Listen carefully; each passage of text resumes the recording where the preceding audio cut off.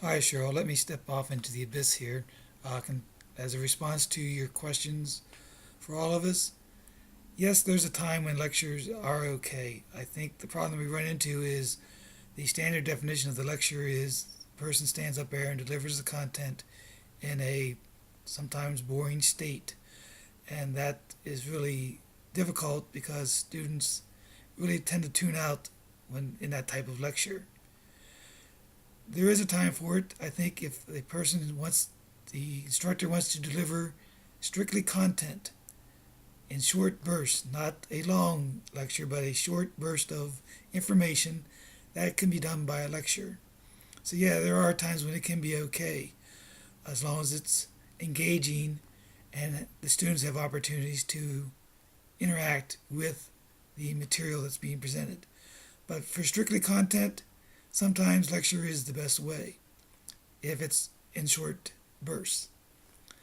Concerning papers, they may be collaborative. There may be times when it's okay to have students work together.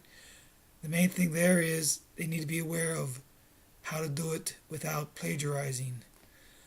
Um, Sometimes more thoughts together would be better than a single person doing a paper. After all, how many research theses and how many research documents do you see only one name on it?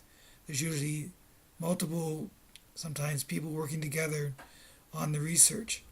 So maybe they should be collaborative. Online would be a good way to promote that. Quizzes and tests.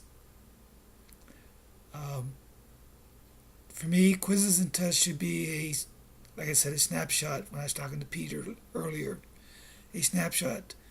Um, Assessment wise, it's a one time moment. For some core classes, they use that as their basis for whether the student mastered the content. If the tests and quizzes are made to show student mastery, then I think they're okay. But if it's a quiz or a test just made up to for the fact of, or sake of I'm having a quiz and you need to pass it, then I don't know that it's really necessary if it's the best form of assessment. I think quiz and test should be snapshots. Okay, where is the student at this point in the content? Where do they need to be? What do we need to redo, look at again, etc. Student created, I think that's excellent. Student initiated, sure. Best way to show mastery of a content is to be able to create something that shows mastery of the content.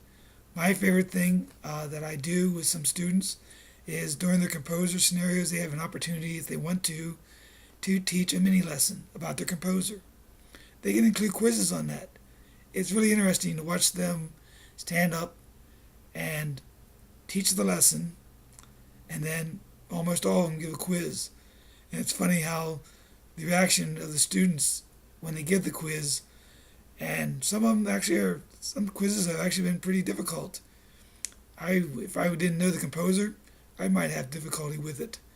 But it was a joy to watch them doing that, and I think they got more out of that lesson, doing that lesson, and creating that quiz than if I had been standing up front, giving a lecture about that composer, and then a test on it afterwards. Thank you. Those are my thoughts.